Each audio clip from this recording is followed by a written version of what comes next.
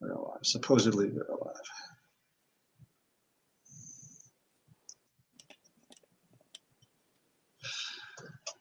Good evening, Franklin Township.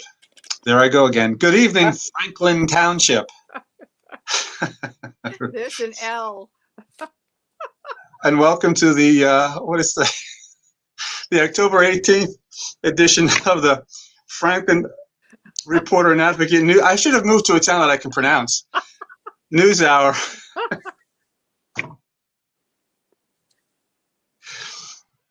This happens every week. I'm sorry, guys. I'm sorry.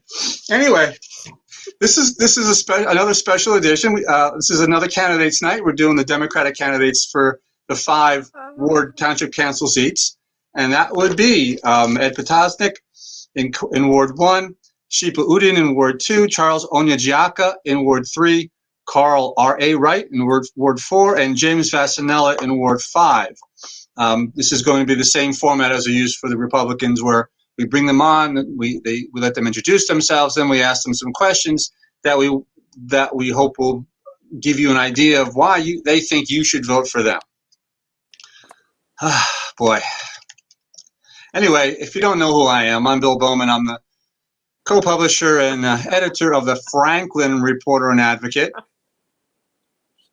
Franklin. Oh, please. This is got to be, and I'm joined, going down in history. And as usual, I'm joined by... I don't even know anymore. This is PJ Parker from the Franklin Reporter and Advocate. And we are happy to welcome you again to our news hour, where tonight we'll be introducing you to the Democratic candidates for the Franklin Township Council. Yes. And what I would like to say is that the Franklin Reporter and Advocate is an independent local journalism organization. And for you advertisers who would like to be a part of this family of publications, because our news is what people want to read, you may contact us at ads@franklinreporter.com. In addition to which, you may subscribe to our website, which is also franklinreporter.com, for everyday 24/7 up-to-date news from Franklin Township. So without further ado, tonight's news hour is brought to you by the DeMeglio home team, the Realtors with a Heart. Nick and Robin White DeMeglio of the DeMeglio home team at Berkshire Hathaway Fox and Roach Realtors. As PJ said, the Realtors with a Heart. They treat every client like their only client and offer residential and commercial real estate services. You can reach Nick directly at 732-828-9403 or nicholas.com at AT&T.net. That's the DeMeglio home team, and we thank them for their sponsorship of this important news hour. And as usual, folks, if you have comments or questions for the candidates that you'd like us to consider to ask, you can put them down in the comments section.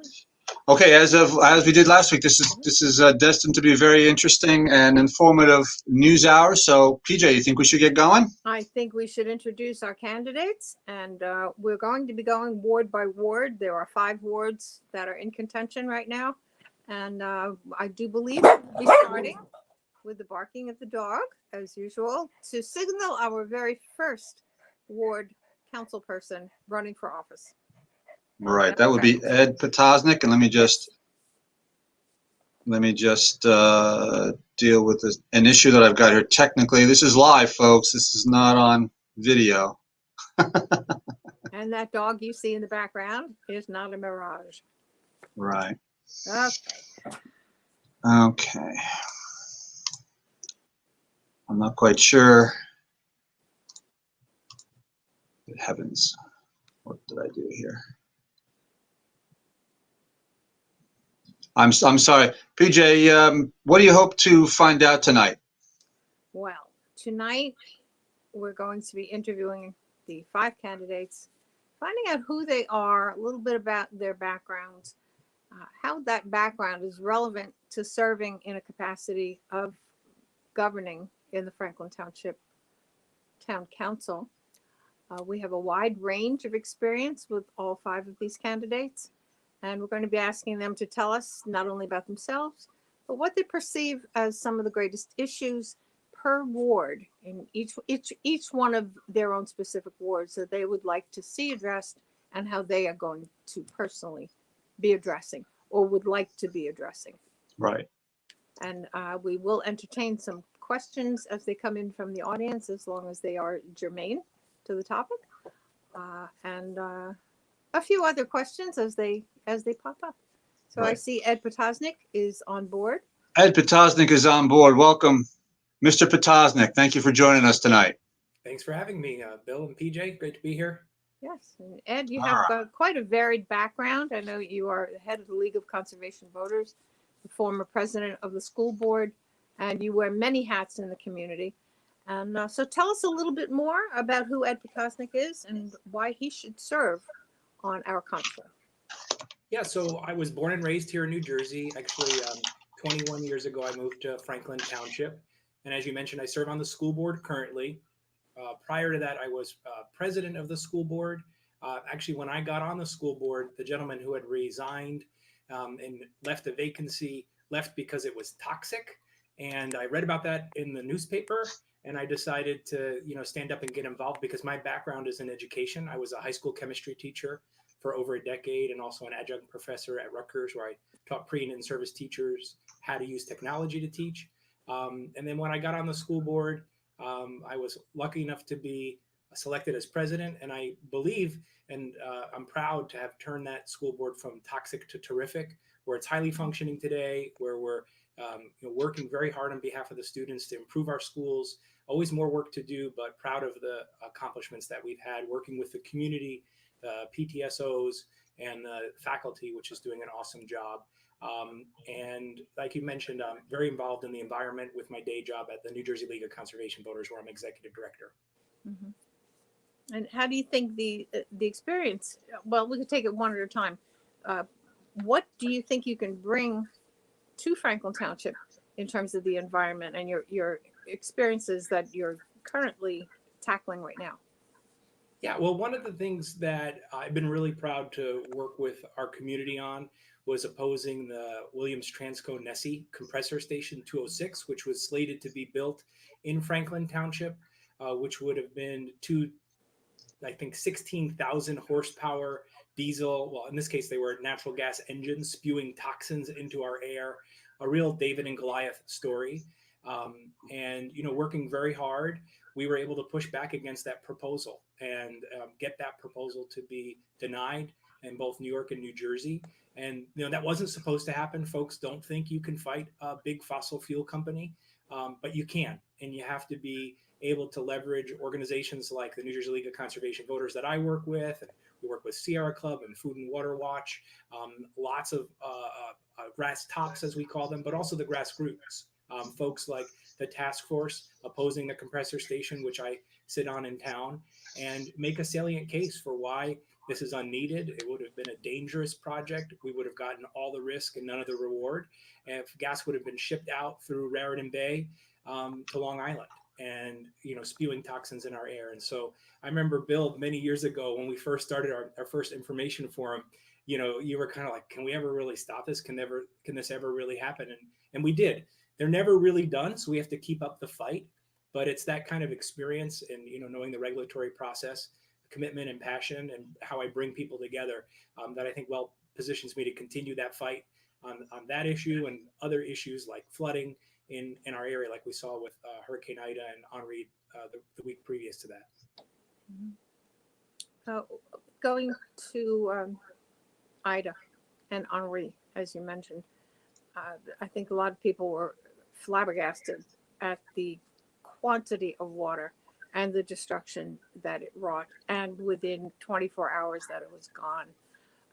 What do you see as the major contributing factor to having such flooding, and what can be done to mitigate for the future? It was pretty dramatic. So I live right along the canal. I went to sleep around 11 o'clock. And I woke up around 2 a.m. and I thought, let me go outside and see. And When I went to sleep, the water was all the way at the canal. It hadn't even come, an Henri, it came up about 25 feet onto the property.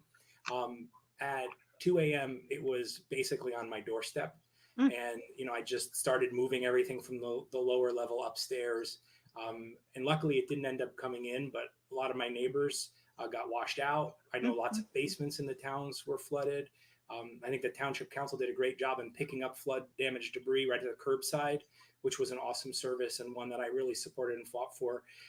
But as far as climate change and more frequent intense storms, scientists have said this is the reality for climate change. This is what we're going to see. I think we need to prepare for them, but we also have a responsibility to reduce our carbon, move away from fossil fuels, electrify, like the township has done, some of its municipal fleet. I'm a big proponent for electric school buses, public transportation, incentives for folks to buy electric vehicles, electrifying our buses in general. But stormwater was the major contributor. I mean, I had a river coming through the yard, roads were flooded, people were strangled in the streets with water flowing through their cars and trapped. So we are the most densely populated state. And because of that, water doesn't have a chance to be absorbed by the land. Land is a natural filter, and it just flows out and picks up toxins along the way, but also floods.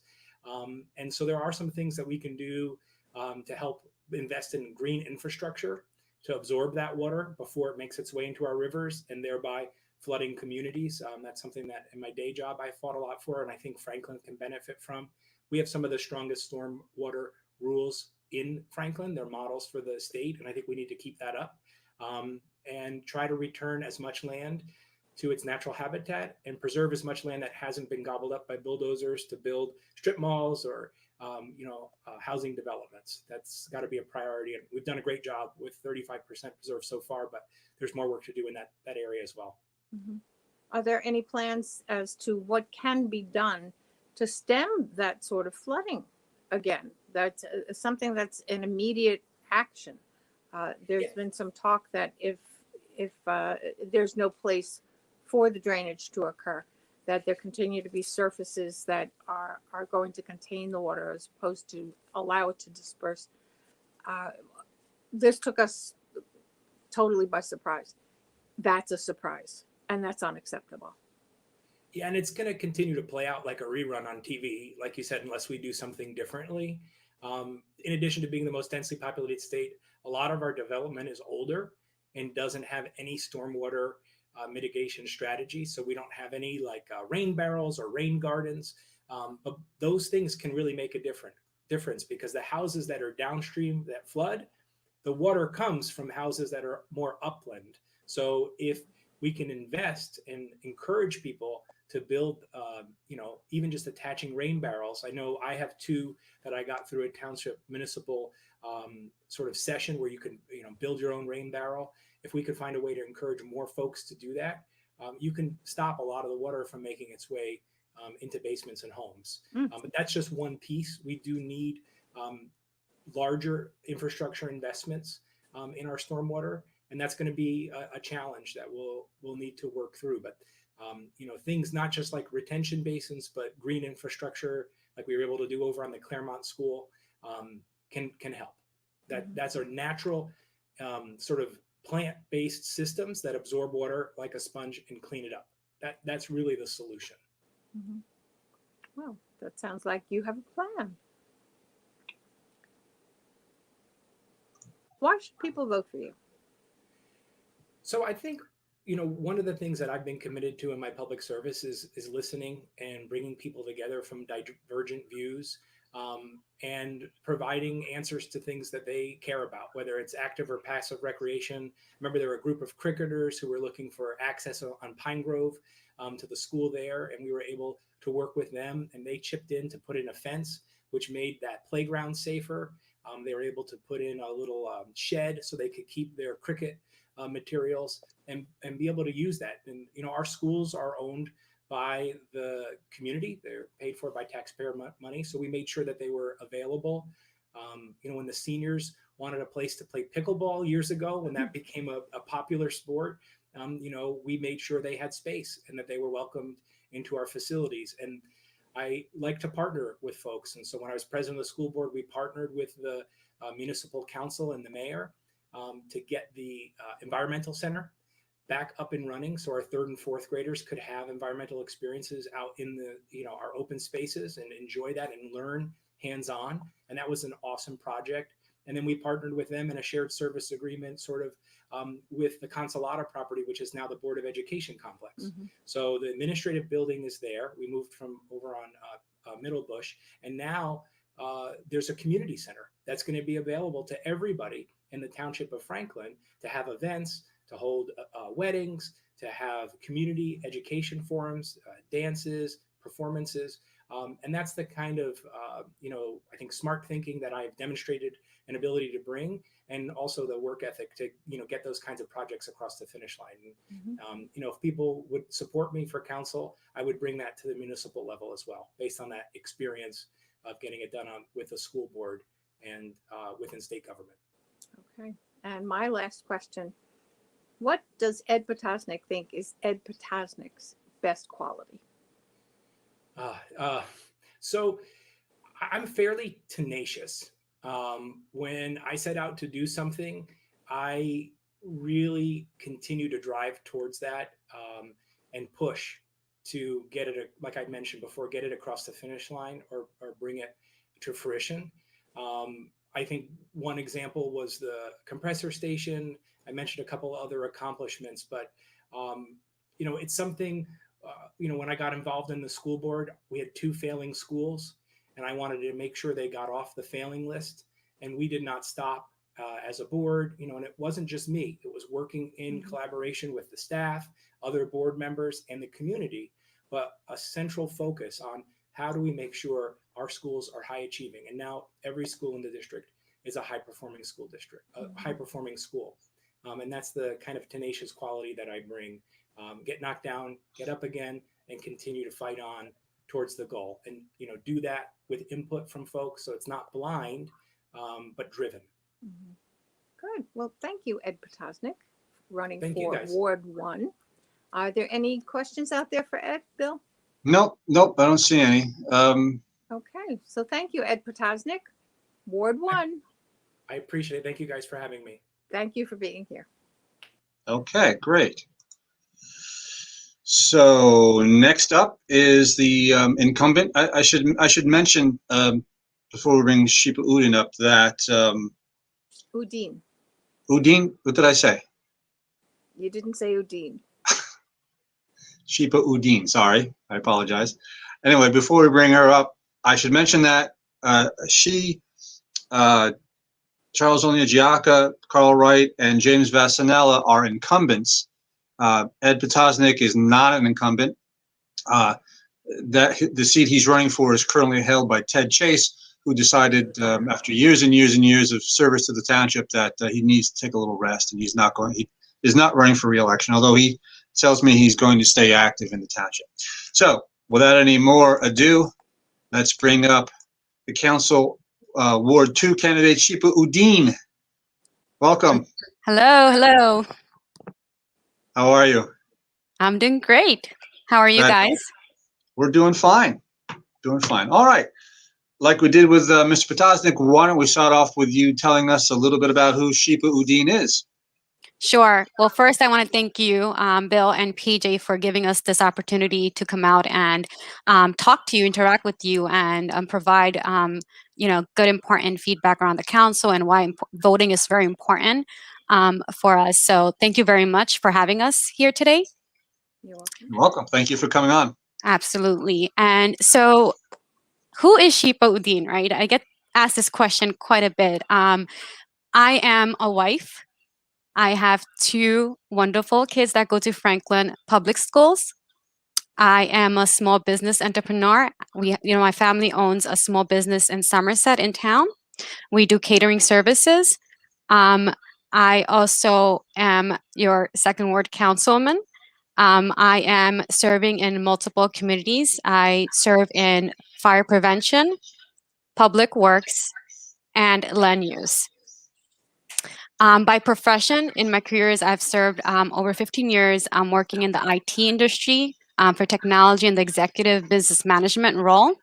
In my role on a day-to-day basis, I work with very high executive level leadership team on providing resource management, financial budgeting, projections, operational, and as well as technology field in terms of soft skills and hard skills.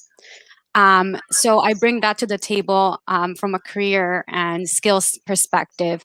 I did my major in human resource management, which talks a lot about my policy oriented and people oriented.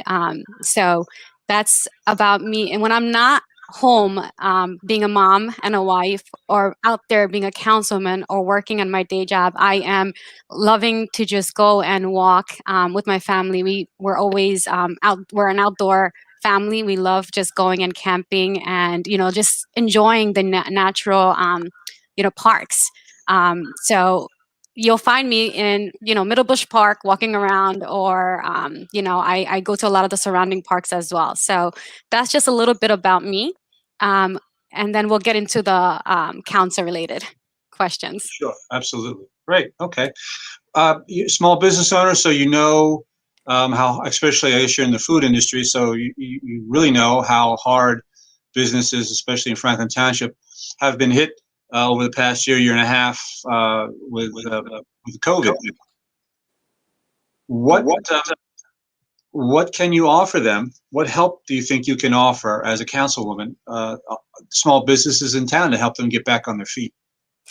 Absolutely, great question. So, as a business person who owns a business in Somerset, personally, I was very impacted with pandemic, right? And I think a lot of businesses have been impacted. But with that being said, I was recently appointed in February, and working with, a foundation called Punanjanam and Councilman Ram, what we came up with an idea is, how can we promote small businesses in town? Because, there's a lot of time where we go past these restaurants and businesses, and we don't go in because, well, one, we haven't tried the food. We're not sure of their menu. We're not sure of what's, Indian food versus Italian food versus Chinese food, etc. Right? So, what the great opportunity, what we did is we spoke to businesses, and I met with small businesses in town. I said, what can we offer to our residents? How can we help you promote this restaurant? And can we do a very simple food tasting and offer that to our community, where they can taste your food and you can talk about your business and market it to our residents, so that when they do go out there and see your restaurant, now they know I have been to that restaurant, or I can associate that food with what I had in the picnic. So that's been a great small community picnic that we did back in August, end of August, that has helped promote some of the businesses. And I really enjoy the fact that, we got an overwhelming response when we asked, right?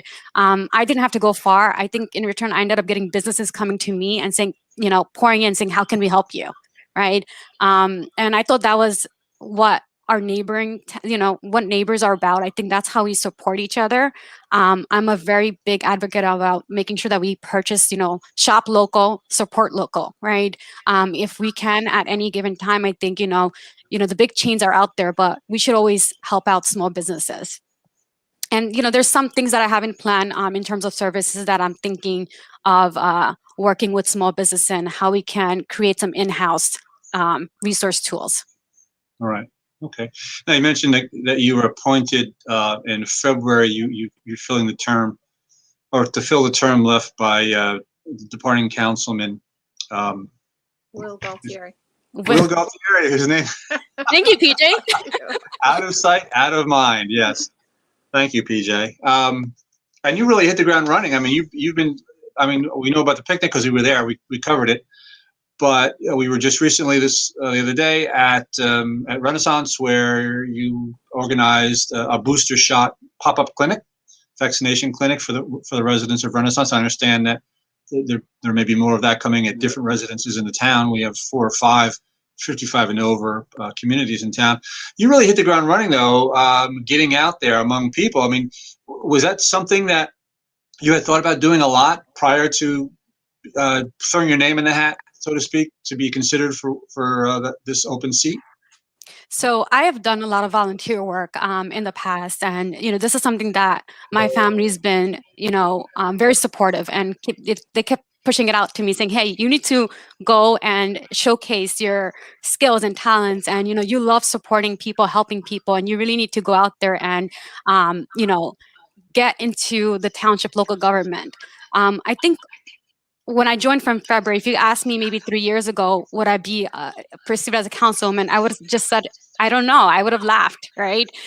Because it wasn't something that I was thinking about at that time. But then again, there were challenges, and things, my kids were younger, very small at that time. So mother duties, family duties came up. But I think at this moment my kids are older, and they're more independent than ever. And they've been very supportive, pushing me and saying, hey, you need to go out and do this. I think just my council peers have been super warm and inviting me to be able to answer questions that I had, which very much helped me progress. As the newest member of the council, I think I have been bringing in different perspective of ideas.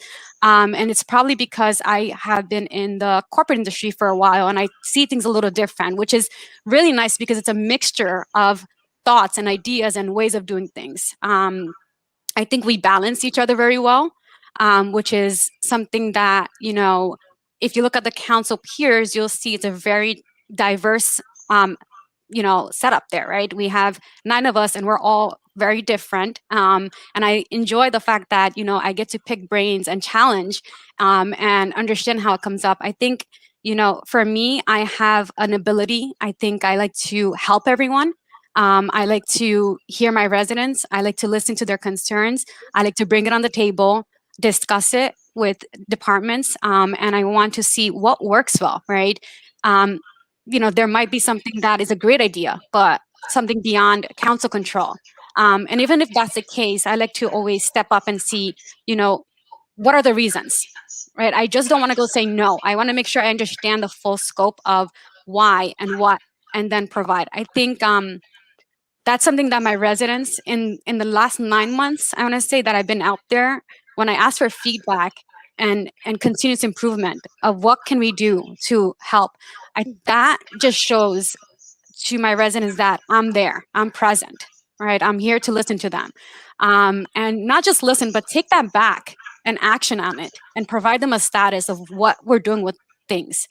That shows transparency, accountability, right? Accessible. And I think that's what's given me where I am pretty much stressing myself and going and making sure that I do meet residents from February to now. Bill, I think I attended a lot of events. I have met with a lot of my residents. I'm very happy and blessed to be able to meet with them, because I know the pandemic had stopped a lot. And I think now it's the time where we go out there and meet with our residents. And again, CDC guidelines followed: mask on, gloves on, whatever we need to do, right? When they need me, when they call for help, I'm there. And I think that's what a council person's role is, and that's what I've been bringing to the table. Okay. Actually, I have 2 questions real quick, breaking protocol. Sure. What do you think in your ward people are telling you are the greatest problems, or a single greatest problem? And then conversely, what do you perceive in your ward as your greatest challenge? Sure. So being that the pandemic was going on, I think the biggest concern that I received was around vaccinations. I think, being Ward 2 has the majority of their seniors, right? We have 4 adult communities. We have a lot of seniors, and the concern was, hey, I can't go to clinic A. I can't go too far away. I'm bedridden. I need medical help. So my biggest concern was, how can I get, public health was my priority, right? How can I get services to my residents in these adult communities? And that's where the mobile vax idea came up, right? Can I partner with county? Can I work with the township councils and make sure that we have this rolled out? Because that was a top priority for my residents, was getting their health, getting them vaccinated, and the boosters in. So I know there's a lot more initiatives that I have in mind as I'm working with the HOA, as I'm working with these residents. there's been a lot of discussion about taxation, right? Municipal taxes being high. And, I know that's a topic that you're going to probably ask everyone. And it's really important that people understand the breakout of the tax, right? I think tax is just a big parent number. And underneath, there are multiple components that make up the tax amount, right? If you look at the municipal tax, it's just 15 to 16% of the entire number of tax that you get paid. And within that, you'll notice that, and what I mentioned to my residents is that if you go back and check your record for the last 4 years, you'll see that either your tax has been lowered or it's stable. It has not increased. And it's very important the way, we read it. So that way it's there. And if anyone has questions about their taxes, we can always pull up departments and assist that because, our taxes have been low. We've been, either keeping it low or keeping it stable. That's the second top question that comes up every time I walk my, with my residents is, hey, my taxes are high. And to be honest, if you read the tax, and it's all available online on the Franklin Township website, the budget reviews are there. We have town halls that we explain questions. And actually, there is the council call that happens, twice a month. And in that, there's a section called public hearing, where public are allowed to come in there and ask questions. And I would love for the residents to come in there and see more involvement because I think, these are questions that if you follow through the protocol of where the communication needs to be, then, you'll get a proper answer. And, it's very important that residents know where they need to reach out, right? It should be through our email IDs. It should be through our official contact numbers and the town halls. If you point the question towards a social media page, which, absolutely you're free to do that, but you can't expect council to jump on that and respond. It's just like if your lights went out, you wouldn't post it on Facebook saying, hey, my lights are out. You would call PCG and log a ticket.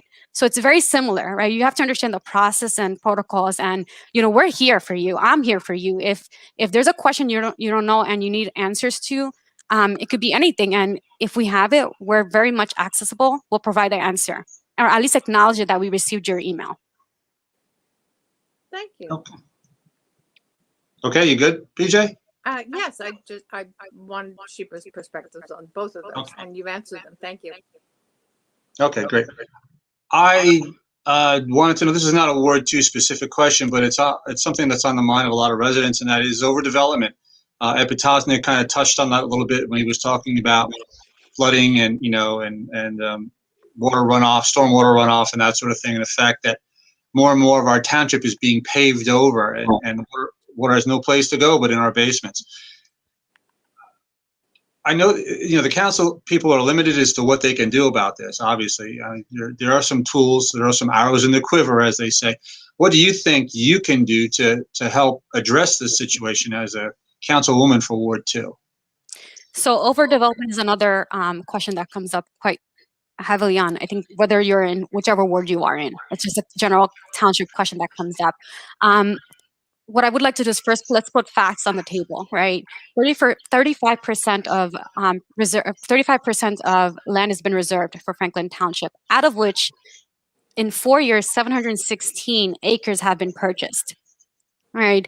I think, there's a lot of concern of overdevelopment. I think where we can, and from a council, have a ward and we're able to purchase land, we will absolutely do it. There's a negotiation strategy that goes on in town council that we can't really come here and talk about on this episode here or this podcast. But I think, there's definitely things that council has been doing and will continue doing in terms of making sure that there's no overdevelopment, right? If you have, I'm going to throw it again. I think there was a question about someone saying that there's on Cedar Grove and Elmwell Road, there's about 32 homes being built, right? That's right here in my ward, right? I think, council has met with the owners and had tried to purchase that land. The owners did not want to, the negotiating process, they did not want to have us purchase, so they give it to the developer. It's just like, again, purchasing a house. It has to be a two-way buy-in, right?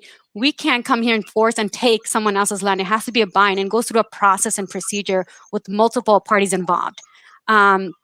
So, I think, where we can, we will continue preserving and making sure that we have no overdevelopment, as we were indicating. In terms of, I think what Ed had probably mentioned around, what can we do for floodwater? I think he mentioned it spot on. We have to maintain our catch basin, make sure that it's clean. There is initiative actually on the last town hall that we had, which was last week. I know Councilman Chase mentioned about an initiative that's going out on catch basin, right? It's like a volunteer program where we can get communities involved and say, hey, if you have a catch basin in your neighborhood, you want to volunteer to clean it up, it's going to help not just your house, but the entire neighborhood, right? And it's something that, yes, DPW can maintain, but it will be great for a community initiative where we can call it like a community clean out, right? And he has an initiative that's going on, part of land use, and more to come. But I think, the more we can clean out these catch basins and make sure that we are saving environment by I think he mentioned rain barrel, which I think is the perfect example of being eco-friendly and, going green, right? I think a lot of us have to, we talk about going green a lot, but I think we have to take that step and start actually, actioning on that stuff. Okay. So echoing a question that we're going to be asking everybody, what is your best trait in your point of view? So I feel my best trait is, I am a good listener. I am a person that, you tell me something is wrong. If there's a way that I can help you, I will make sure I get back to you. I acknowledge all my calls, all my emails. If there's something that I find a great idea, I will definitely be able to bring it back to council. I'm a fighter for it, right? I don't just stop just because someone says no. I want to understand why there's a no. I want to understand there's data sets behind it, right? That's how I work. I don't just call it no for a reason and then just stop there. So my best trait is, I absolutely am the person that will listen to you. I will advocate for you. I am the person that, you call me and I will be available. I'm very accessible. And I think, in the 9 months that I've been in council, that speaks on its own. I hope I can continue to be part of the council, and I hope the voters vote for me so I can continue to do the work that I've been doing. Okay. This is sort of a piggyback question. Again, we're asking everyone this. Why should folks vote for you? Why should votes vote for me? So I think, one of the reasons I think people should vote is I have a different perspective, right? When I look at the town council, I think, I provide a different perspective on how things are done. And maybe it's because of my corporate background. It could be because, there's multiple factors that I have that bring that skill. It could be a small business owner, having that in the backseat. I can feel and I know the concerns that a business owner feels, right? Having processes and automation in the back of my pocket, I understand and I want to learn about why some things are working the way it's working and can we fix it, right? If it's not working, what can we do to improve it? I think the biggest thing that I say to everyone is continuous improvement is a big factor, right? We can always improve something. It's not that we can just, a process that worked for 10 years and we can't fix it. There's always that road of continuous improvement. And whether I do this for my business, whether I do this for the town council, I'm always looking for feedback, right? I will always ask, what are we doing? If we're doing it so great, what else can we do? Right. And that's what I've been asking with my residents. And during Hurricane Ida, I have personally gone out and met with a lot of residents in my ward just to make sure that, hey, there's a check-in. I'm here. I'm going through this with you. We're in this together. Right. And I think that has, helped a lot of residents understand and see that, there is a person coming out and knocking on my door and saying that, do you know where to fill out the forms? Have you reached out to FEMA? That check-in. And I think overall, I'm very passionate about what I do. I try to put 100% in. I want to be transparent. If I don't know something, I'd rather just call it out. I think I am able to communicate well with our residents. I am a team player. I like to collaborate ideas and, obtain feedback. So I think overall, I'm a very much where I can tell you that I have a can-do attitude. All right. Thank you very much.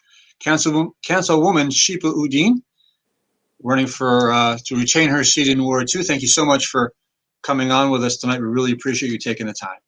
No, absolutely. And thank you once again. Like I said, this is an extremely important session that you guys are doing. And I appreciate all the work that you guys are doing, you, Bill, and PJ. So thank you so much. And guys, make sure you guys go out there and vote. Vote for someone. Vote for me. Okay, Thank you. you. All right. Next up is Ward 3. That would be Councilman Charles Onyejiaka.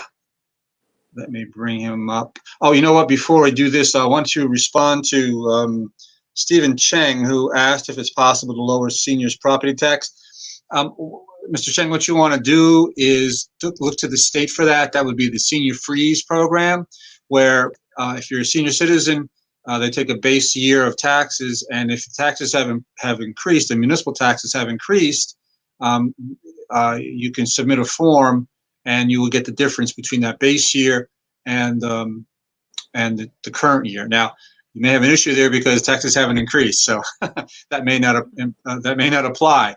But that would be what I would suggest. All right, Councilman Charles Onyejiaka, Ward 3. How are you today, sir? I'm doing good. How are you guys doing today? We're doing great. I'm going to turn it over to PJ Parker. Yes, Charles.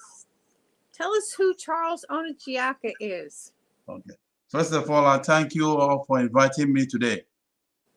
My name is Charles Onyejiaka.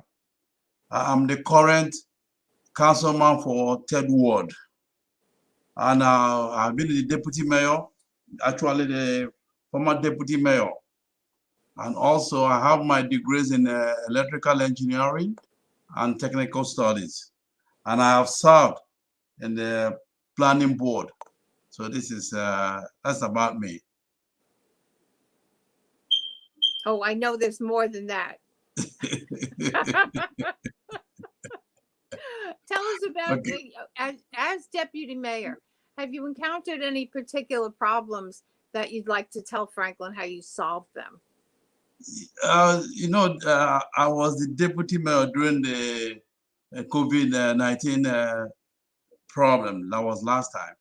Actually, it was good. The period was okay. No, people were not actually moving around, but I was privileged to have to conduct many weddings at that time. You know, yes, I was privileged to conduct many weddings. You know, during that period. So, but there was not much problem because almost everybody was sitting home. So we have less problems during that time. Okay. All right. Since we just started talking then, I guess, about the pandemic, what do you feel about masking and vaccinations in our community? Yes. First of all, masking, let me start with masking. Masking is very, very important. You know, I myself, I had COVID during that period. That is when I noticed that I have to wear my mask. Mask is very, very important. It prevents, it's a process of preventing COVID. Without masks, the number would be going up. So basically, I support people to wear their masks. Let them wear it. It's a way of controlling COVID.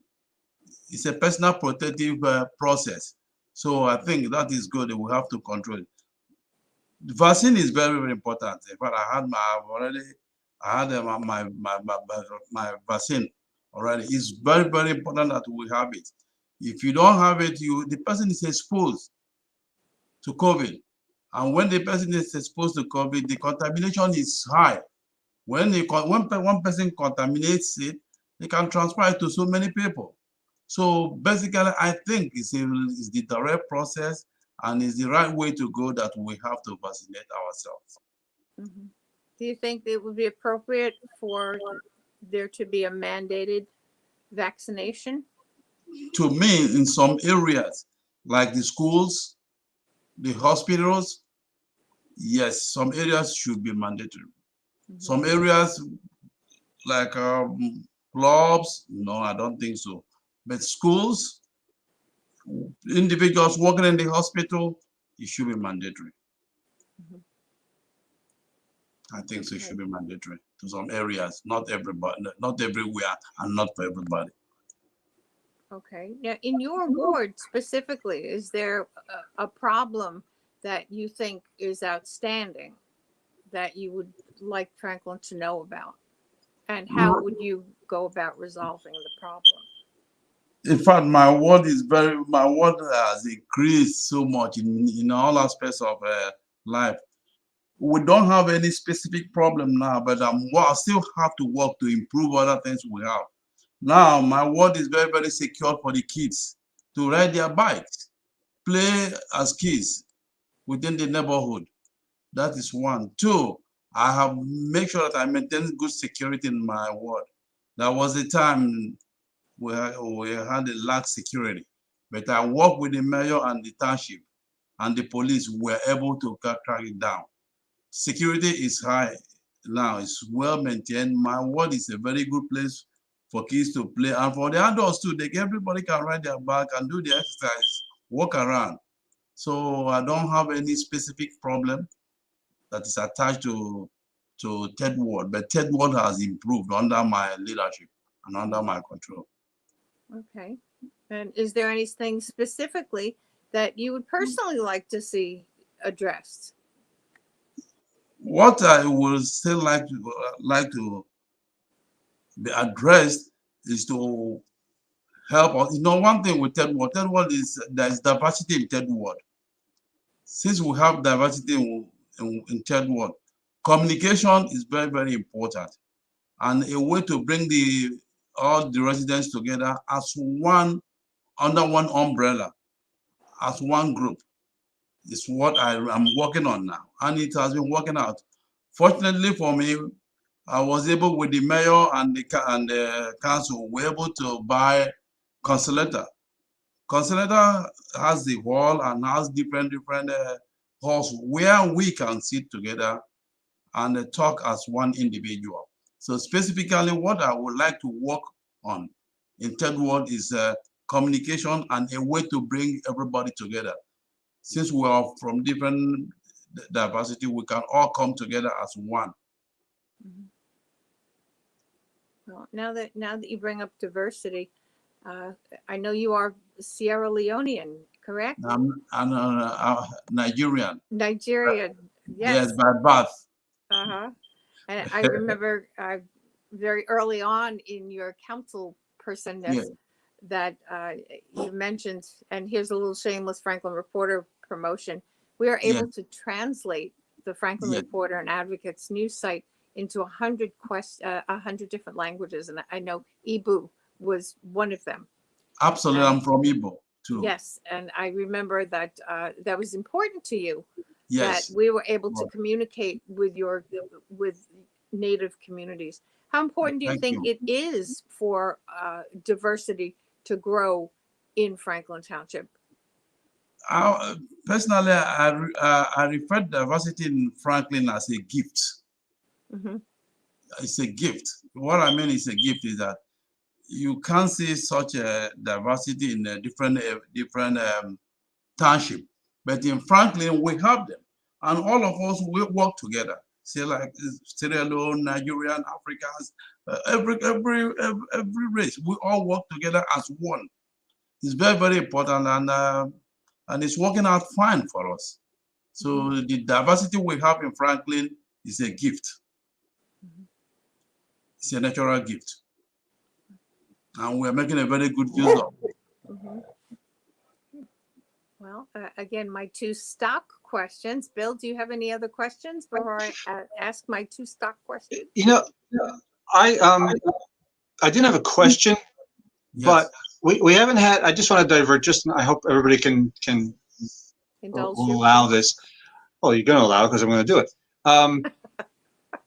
We have never had Charles on our news hour, and trying to see how I can phrase this. Fodi Mansouri was right, who's a towering figure, I guess, in the township's West African community. And it was a good friend of mine too. Talk just briefly. Right? We lost him to COVID. Talk briefly about Fodi and his impact on you and on the West African community in Franklin Township, just briefly. Yes, the importance of 4-day in our community can never be overemphasized. So we cannot overemphasize that because 4-day is a towering figure.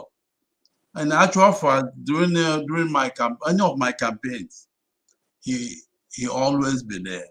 He walked with me all through my time when he was alive, and we missed him. We actually missed him.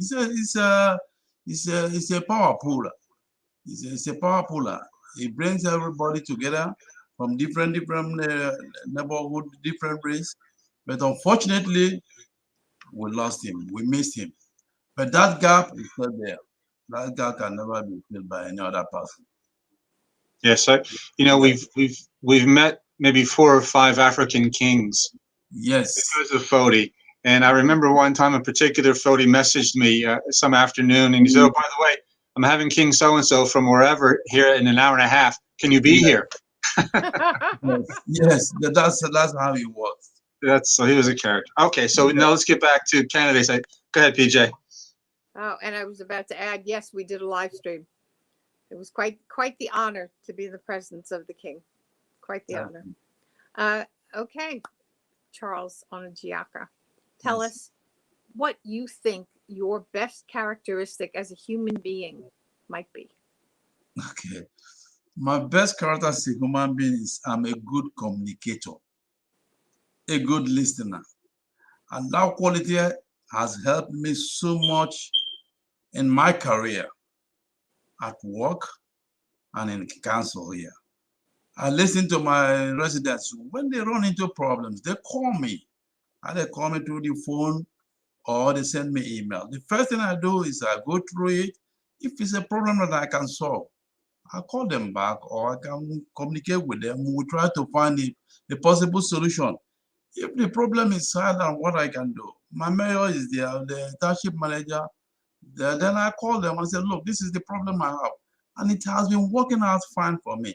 I still receive letters of acknowledgement from my residents, from the help I've given them. So that quality alone helps me a lot. And it's one of the major issues that I'm actually applying in my council job. It has helped me a lot. I listen to them. I communicate with them. If the problem I can solve, I don't waste time in solving it. If not, I will move it to the appropriate quarters. And what do you think might be the greatest problem in your ward as you see it? The greatest problem I have in my ward right now, as I told you, right now I don't think I have any major issue, but we've tackled it. The problem we had in my ward was security. There was a time there were complaints. There were complaints that their cars were being broken into. So what I did was I contacted the township manager, the police, and the mayor. We were able to track it down. Right now, my ward is safe, secured, a good place to live. The kids are happy, jumping up and down, riding their bikes. So it's a nice place to raise kids and a nice place for people to live. I've made the ward very, very efficient and nice. And I will continue to do so. Tell us why people should vote for Charles Onyejiaka to remain on the council. That is one. The third ward is now a very nice place to live. Number one, it's secure. Everybody is fine. The kids have the privilege of riding their bikes, and I'm there for them. Anytime they have problems, they call me. I jump on their problems. If I can solve it, I solve it. If not, I move it to the appropriate quarters. So that is why I want them to vote for me. So I will continue doing my good job, and they will continue enjoying my hard work. Okay. Well, we thank you for being here tonight and your participation. And thank you as for with all having the me. other candidates, good luck. Thank you. Thank you for inviting me. Thanks for coming on. We appreciate it. Thank you. Thank you, Bill.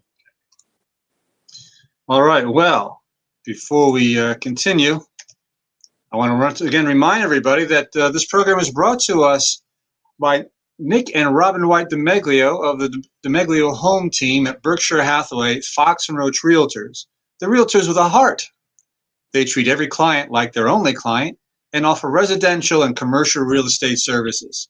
You can reach Nick directly at 732-828-9403 or Nicholas, that's NICOLAS.com at AT&T.net.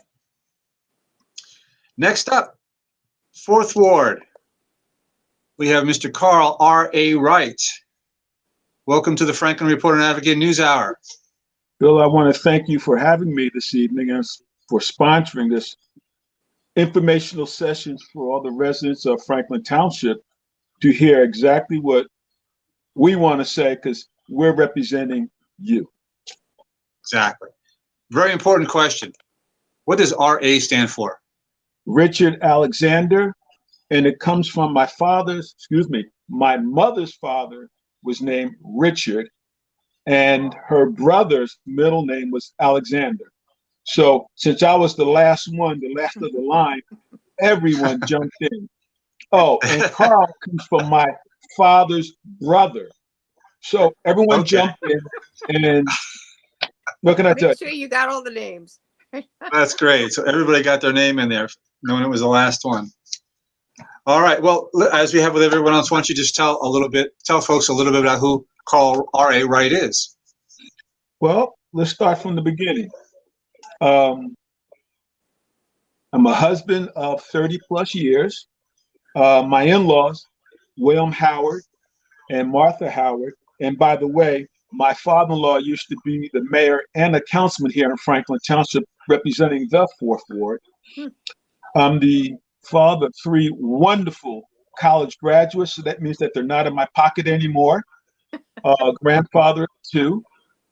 I coached here in Franklin baseball, softball, Little League baseball with my son, and Pop Warner football, where I was a flag coach for 10, and I read the flag vision here in Franklin Township for flag for roughly 5 years or so.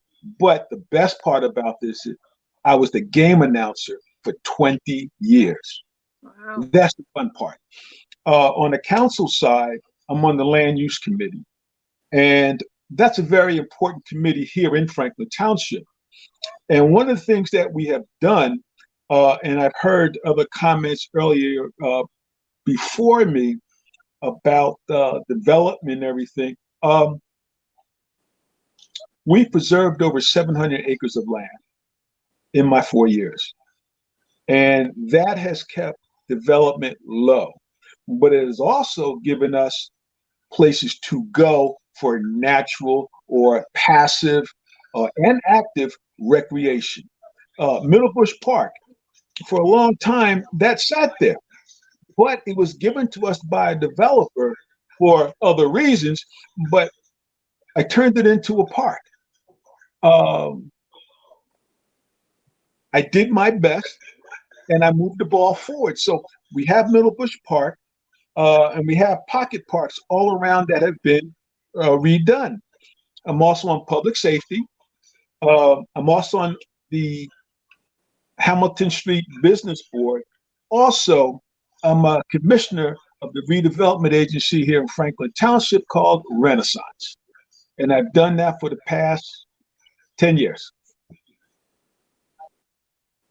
Okay. Let's talk about, in a nutshell, it's a good nutshell.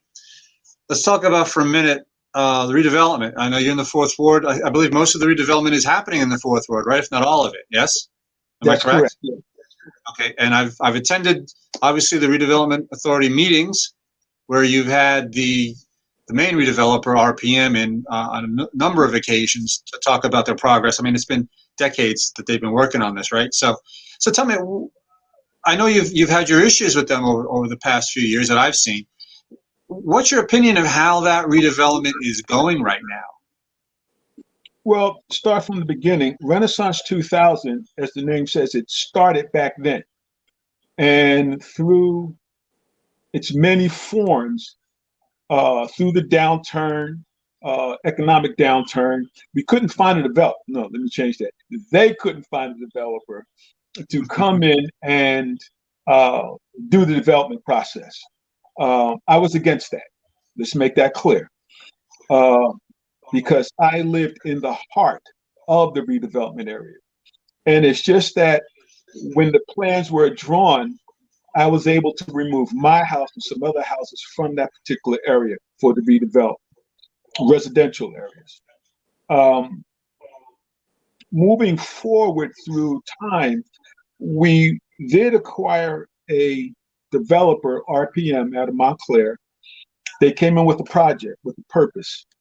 And we started working with them to move this along.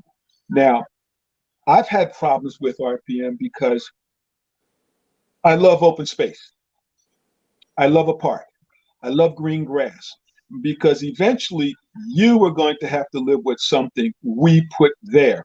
And I want to make sure that I do the best I can. So one of my main concerns were grass. One of my main concerns were overcrowding, because I didn't want you living on top of somebody else, because you can't breathe, you can't do anything. When you walk out the door, it's just a concrete jungle. So if you come to those meetings, you would understand that one of my greatest fears, I will say, for lack of a better word, is that in 30 years from now, when we're all gone and someone walks up and hey, they have to live there, I want them to say they did a good job. They planned this out and it's a good job. That's one of my main concerns. Okay.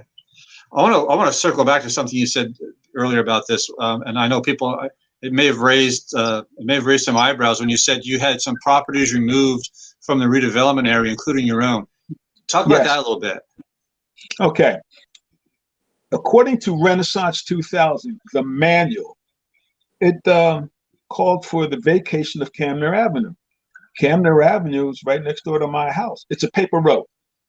It's not a paved road or anything. It's a paper road. And it called for the vacation of that road. And I applied for that vacation. My neighbor, Mr. Robinson, and I split it 50-50. And with that, and what was stated in the proposal, we were able to remove my house. And once we moved my house, we removed the whole block, because obviously they're not going to take half a block. Now, taking my house, my block, you moved over to another block, which was a church sitting there. Now, where you can meet a church, I don't know. But that was there. The houses behind that was there. So there was no place to go. Was removed. All the homeowners were removed, which were the residential houses. Everything else around us was industrial. So that was a no-brainer. Okay, so you took the homeowners out of the redevelopment, but you left so homeowners would not have been affected by the eminent domain that was sure to follow, right? That's I know you correct. guys. I know there's a stated policy that the township doesn't use eminent domain, but if not eminent domain, then at least some aggressive negotiating tactics by RPM or whoever the developer was. So the homeowners didn't have to go through that. I guess that's what I'm saying. Yes, eminent domain, is ugly as it is. One of the things that I said when I arrived to the commission was that no eminent domain. Negotiation. You can arrive at some point where you can make a deal. It might take a little bit longer, but you can make a deal. Okay. I know you've also been an advocate for sidewalks in your ward, mainly for the kids, walking to school and whatnot. You laugh because I know the arguments that you've had. Do you think the township is providing enough sidewalks for folks in your ward? That's a two-edged sword there.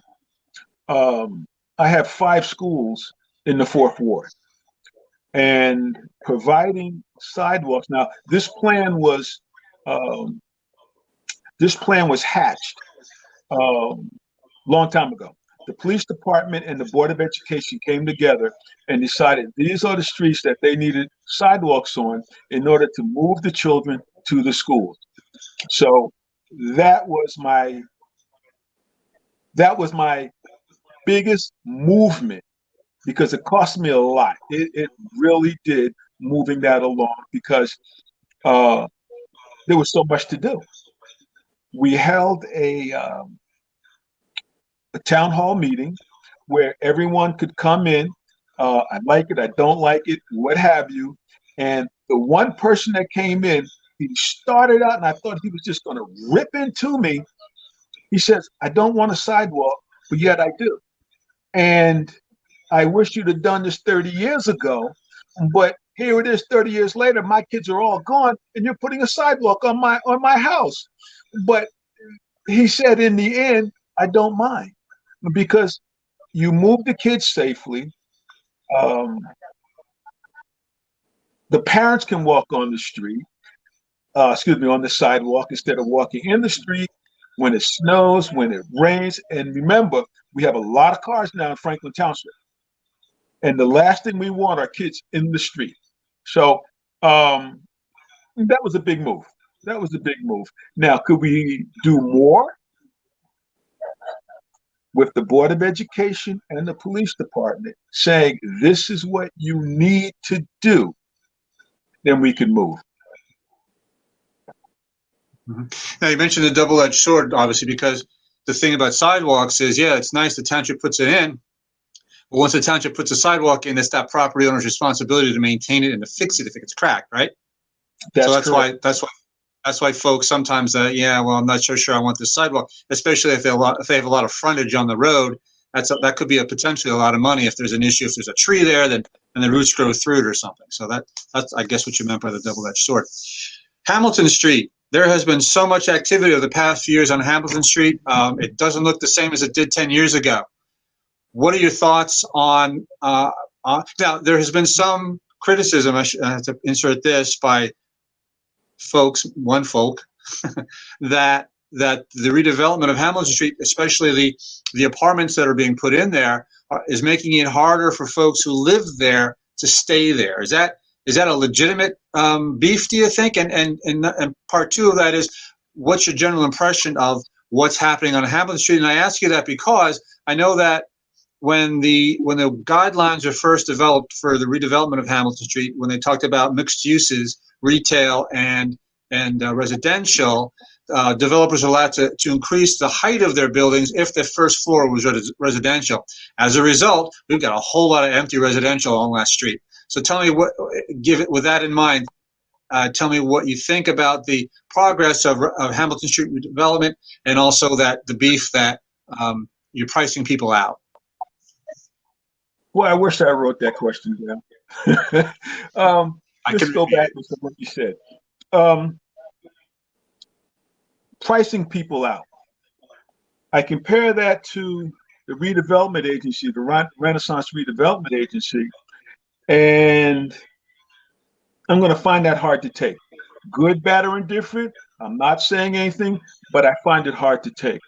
The only thing that was moved were the commercial endpoints on Long Hamilton Street, nothing behind it. Mm-hmm. So it was only on Hamilton Street. So, and again, supply and demand. If you wanted to sell your property, you could, just like you own a home, Bill. If somebody came and said, Bill, your house is worth $5, I'm going to give you $10, what are you going to do? You're going to sell. So I find that, and again, it could be true. I have no problem with that. Buying and selling, that is. Now, and you say they're having to move out. That's a I'm not saying they're having to move out. I'm not saying they're having to move out. I'm saying that people who live in the area, if they wanted to move into these new places on Hamilton, they can't afford it. That's the beef I'm hearing. I'm sorry. Say it again, please. I'm saying that people who live in that area, if they want to move into one of these new apartments that are being built on Hamilton Street, the rents are too high, to quote a famous song. Well, most of the apartments there have market rate housing. I want to make that very clear. They didn't come to the township for any money to make any apartments affordable. They didn't do any of that. Everything there is market rate. So, and again, it's just like moving into an apartment building complex around the corner in an urban area, in a suburb, something. If you can't afford it, what can I do for you? I didn't set the market rate. So if you sell, I can't help you move in because that's the rate. So you know, I can't say that rates are too high. I can't say they're too low. Market rate dictates how they go. If the market rate is $5 and you only have $1, what can I do for you? And that's just so sugar-coated or anything of that nature. Yeah, sure. You say there was no affordable housing set aside for those apartments? None of them? No, there shouldn't be no affordable housing. And the reason why is that? Is because over in the redevelopment agency, we have a lot of affordable housing. And the reason for that is, you might not remember, but you should, the Mount Laurel decision. Oh, sure. Absolutely. They have a lot of rounds going on, and we are ahead of the ballgame for affordable housing. And I have to compliment Mr. Mark Hilly, our township planner, and our executive director of the redevelopment agency. We have stayed ahead. So when the last round came out and they said, okay, who do we have to catch up with and put affordable housing? They didn't stop here in Franklin Township. They kept right on going because we were ahead of the ball game. Now, again, every couple of years, they come up with a new round, and every couple of years, we'll make sure we are ahead of the ball game. But wouldn't it have been, I mean, I get that you have a lot of affordable housing along 27 in the Renaissance redevelopment area. Wouldn't it have been nice to have some affordable housing on Hamilton Street as well? When you say affordable housing on Hamilton Street, one of the things, I'm sorry, my friend. I'm sorry. Go ahead. No, go ahead. Let me hear what your question is. No, I was just saying, when I say affordable housing, I mean housing geared, the rents geared toward low and moderate income people. Well, that bill I have no comment on because I'm not the developer. And as you know, if you go out, you can build whatever you want, charge whatever you want. So I can't speak on that. Not at all. Right, but you're not the developer, but you were on the council when the guidelines were drawn up for the redevelopment. There are no guidelines. No guidelines. Sure there are. The thing about mixed use and being able to build 4 stories if you have your first story as retail. I mean, the council had to approve that. The council could have added. I thought you were talking about affordable housing, my friend. I am. The council could have added a stipulation that there should be a 10% set aside for affordable housing for every apartment development going on, right? I mean, you could have done that. That was right? Not a consideration. That was not required. Okay. There was no thought to do that. So, and remember, the only reason they're that high is because if you're going to put commercial on an avenue, you're going to need people above to use that commercial underneath. So the balance was there. You needed people there in order to sustain the commercial underneath. So in asking about affordable housing, we can go back and forth on that, but that was never a consideration. Okay. All right. Fair enough. Let's move on. If I could just interject there for a second, the hub, which is a new $665 million facility that just broke ground last Thursday for innovation, education, research, translational medicine, the potential for high income personnel is obvious. And there was some discussion as to this new development in Franklin Township being designed specifically with this hub in mind. $665 million is a lot to invest. Innovation, translational research, medical education. There are endless possibilities of what's going to happen there. And they need places to house this new personnel. What is the comment about that? That it seems like Hamilton Street had been designed long range with this facility in mind. I can't answer that question because I'm not familiar with that. So for me to go off the top of my head, I'm sorry, I can't do that. It seems logical that there isn't a whole lot of real estate space in New Brunswick per se for housing of all of this personnel that will undoubtedly filter in from the entire country. I think Princeton University is going to be one of the first tenants or the first facilities going to avail itself of the hub facility. It's just interesting. Interesting that Hamilton Street was chosen for all of this redevelopment, and this center has been obviously in the planning stages for quite a while. So there's appears to be a tandem connection. I'm just wondering if that came to light. Again, I'm going to say I don't know, but I can always find out to get back to you on that. But again, I'm not going to say something that I'm not quite sure of where we're going. So I can always come back to you with the answers for that question. Okay. Great. And just in general, what are your thoughts about how the Hamilton Street redevelopment is going overall? Are you happy? Would you like to see more of something? Well, it's going along pretty smoothly. We have housing coming in, apartments coming in, which is bringing in the commercial. And the reason why I'm happy with that is for so long, we've had no place to go, no place to shop. And being that they are putting housing underneath, it's just like the RPM facilities on Hamilton Street. Once you have that underpinning, then the residents will use them and residents will come. Over on Hamilton Street, over on Franklin Boulevard to where RPM is, they're almost, I'm going to say almost 75% full, if not better, of retail.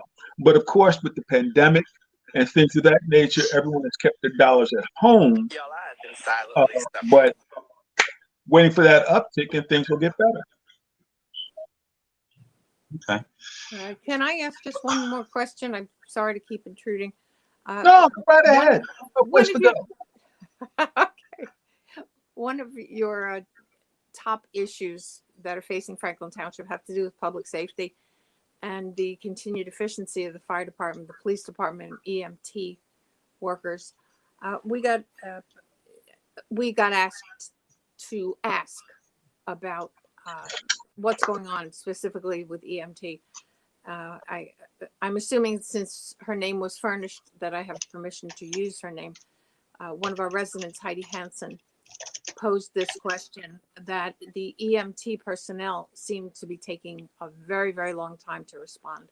She said yesterday she herself waited almost 45 minutes for someone to show up. She is ill at the moment, obviously had the need for the ambulance. And in your positioning, yes, you're saying that public safety is a huge problem in Franklin Township, or let's say a huge issue. Why do you perceive that it's an issue / problem?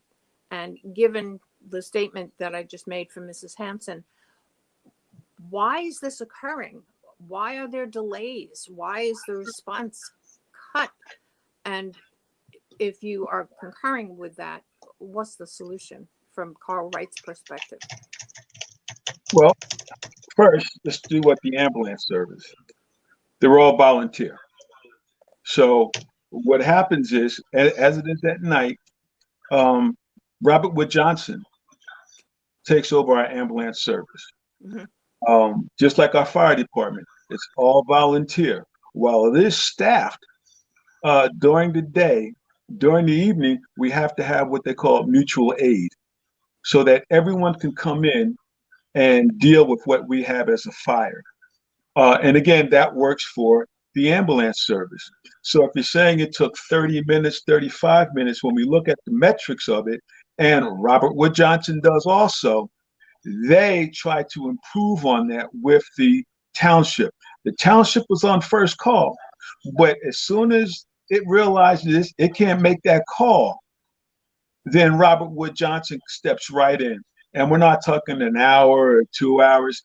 Immediately, they step right in and come out. So again, specific problem I can't get into because I don't know the specifics about that problem. But this is what happens with the ambulance service. Moving on to public safety, I think you said, with the police department. Well, public safety in general, from your perspective, you have addressed that as one of the issues facing Franklin Township. Yes. Okay. Public safety. And again, I'll start from the top down. With the police department, we have a public safety director, which is more accountable to us, the residents and the council. Whereas when you have a chief of police, he's there for life. Now, she's asked for tools to put in the toolbox so that she can go out with her police officers and tackle the crime that we're seeing pop up in Franklin Township. Now, what tools that she needs, obviously we can't talk about. But as a council, we have done our level best that when she comes in and says, Carl, I need this, Carl, I need that, we try to give those tools to her. And it's made a difference. It's made a difference in town. Now, I guess part of that would be the fire department. And again, I just touched on that. Mutual aid. Our volunteer staff does not sleep in 24 hours a day at the fire department. So we need to have help in fighting fires. We had a fire not too long ago in my neighborhood where I could see the fire trucks. Well, from New Brunswick to Millstone and everyone else, we're there to fight that fire. And again, you make that call, everybody comes. Now, what part did I miss on that? Police? I'm sorry? Police and fire. Now, I'm embarking on your concern that it is an issue. Now, and quite honestly, when I heard about that, I was a little surprised. I mean, my experience personally as a resident of Franklin Township has been nothing but stellar in terms of police and or fire response anytime that there has been any sort of an issue. I mean, within minutes. I thought I had a gas leak. Fire department had 2 trucks at my house within 5 minutes. It was astounding. And that's not the first time. So I was just a little taken aback that is perceived as a problem in Franklin. And then alerted again this afternoon to something about an EMS problem with somebody who was very ill. And waiting 45 minutes, that's life and death. No. I never said it was a problem. I said these are some of the issues that can come up, but I never said it was a problem. Okay? I'm telling you that the EMS goes off, EMS comes on. So you might have our EMS during the day, and at night you might have Robert Wood. So there's never a problem. It's a seamless operation, but that's what you have in the background. You might be looking at it in the front door. I'm telling you, this is what happens behind the front door. These are some of the things that people will do from the fire department to the EMS. Well, emergency implies immediacy. And I'm sorry? Emergency implies immediacy. That is correct. Something apparently needs to be made more efficient on that end. How do you think you as councilperson can help affect that? Well, starting from the top down, as I say, from the police department, they're there 24/7, so that's not an issue. Okay, they're there. You call them up 911, they show up. How can we, as a township, and again, we look at the metrics that say, okay, you've had 3 calls, and your time lag has been such that it's not acceptable. We need to do better.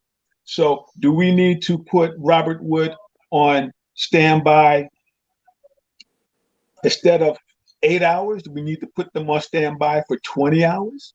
Do we need to take you off and put them on? That's something that we have to look at, and we're constantly looking at, because whenever they come in and say, listen, and we look at their metrics and say, listen, we need to do something to move you further on. That's one of the things that we can do, is pull them on, which is Robert Wood Johnson.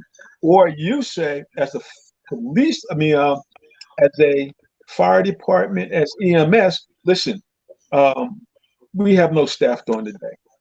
We can only staff on the weekends. Well, Robert Wood Johnson, 24 hours a day. Okay. Okay. Great. All right. Just the two final questions, because we've had you on a long time. We appreciate you taking the time. We also appreciate Deputy Mayor Vassanella hanging in there on the fire. So yes. Thank you. Oh, come on! I have no place to go. So here's a softball for you. What is your best trait? Being able to be wrong and pivot on a dime to make the correct decision. Okay. And finally, why? I'm willing to always change, because sometimes you make the wrong decision. And it's up to others to say, hey, Carl, that's totally wrong. This is the better way to go. So with that in mind, you think about it, you study the issue, and you said, you're right. We need to go this way. So it's that ability to just change, to move on to something new in a new direction, that helps me move forward. Great. Okay. Finally, why should folks vote for you? I knew that was coming. I knew you're going to pull that one out on me. Well, there's some predictability here. Let's start from the top and go down to the bottom. For the past 12 years, I have done my damnedest to make sure the residents of the 4th Ward move forward, whether it's sidewalks, whether it's paving the roads, whether it's small little things that a constituent might come up and call me on the phone and say, hey, Carl, I need this done. Or Carl, can you look at this? Case in point, I get phone calls all the time about speeding. Carl, what can you do about this? Well, you take that in hand and you study the situation. Well, we can do speed humps, which are better than speed bumps. We can do rumble strips. We can put monitors that show your speed as you go through on certain streets. So from Hamilton to Buttonwood, if it takes you 5 hours, you shouldn't be able to do it in 1 hour. Okay. But just being there and coming up with solutions to everyday problems, coming up with solutions that move this township forward, coming up with solutions that you, as a resident who elected me, may not see all the time. But as my father-in-law used to say, Carl, they may not see you all the time, but when they wake up in the morning, go outside and realize, there's a traffic light over there. It wasn't there yesterday. I did it. When you wake up in the morning and all of a sudden you see a sidewalk there and your kids are walking on it, that's a good idea. So sometimes, like he said, you don't have to be seen all the time. I don't have to be in your face all the time. Now, I will say, being in your face telling you everything I've done keeps you on the brain. But I believe, and good, bad, or indifferent, if I just keep doing my job, making sure everything goes on real smooth, keep buying the open space, keep trying to hold down development, keep trying to hold taxes down. And I will say, because of that issue, and I think one of my council members mentioned it before, through development and our taxes, if we keep adding commercial in that corner of town, the industrial section, like Amazon and something of that nature, that helps stabilize taxes, then you as the homeowner, me as the homeowner, because remember, I live here, our taxes stay low. And that's what we want. Now, of course, as the unions go up, everybody goes up. If we can afford to take our little slice of the budget and keep it down, everyone's happy. I can't speak for everything else. It's just that municipal part. If we can keep that down and give you the services you need, then you're happy with Carl Wright as councilman of the 4th Ward. All right. Good way to put a period on this. I just want to add real quick that we have 2 comments from Councilwoman Shepa Uddin and Mayor Phil Kramer talking about the EMS delays, both of whom said that the ambulances have to be, because of COVID, the ambulance has to be cleaned, it has to be disinfected, sanitized after every patient. So that puts a delay on the response times. Okay, well, thank you, Councilman Carl Wright of the 4th Ward. We appreciate you. I have no place to go. There are no funerals tomorrow. Well, you know, I think Councilman, Yes. I think Deputy Mayor Vassanella is getting a little fidgety there, so we're gonna bring him up. But again, thank you so much for coming on tonight and for answering our questions so thoroughly as you did. We appreciate it. Not a problem. Thank you for having me. Absolutely. Take care. All right, here we go. Last but not least, Deputy Mayor James Vassanella, representing Ward 5. How are you? You're muted. Hold on. I'm okay. There How you are go. you, PJ? How are you, That's Bill? great. Right. Thank you so much for coming on, and thanks so much for sticking through this. I know it's a long night, but we I've heard a appreciate lot. you. Yeah, I can No, imagine. thank you. And go ahead. Let me know when you want me to. Okay, so well, first of all, as I did with everybody else, why don't you just give folks a little introduction to Jim Vassanella? Tell us who you are. Oh boy. Okay. Well, seriously, my grandparents came in through Ellis Island from Italy. And my parents got married in the 1950s. And soon after they got married, they chose Somerset. And they built a house in Somerset in a little neighborhood near what is known today as the Foxwood area. They built there in the 50s. I was born in the early 1960s at St. Peter's Hospital. They drove me a whole mile down Easton Avenue home. I still live 6 decades later. I'm still in the same neighborhood I grew up in. When I was younger, my 3 sisters and I got involved in a lot of activities around town. Little League, Cub Scouts, Boy Scouts, Franklin rec programs. We're talking in the 60s and the 70s. A matter of fact, we used to play, we carved out a baseball field. We used to carve out trails and make forts in an old overgrown farm. That farm is now Castleton Park.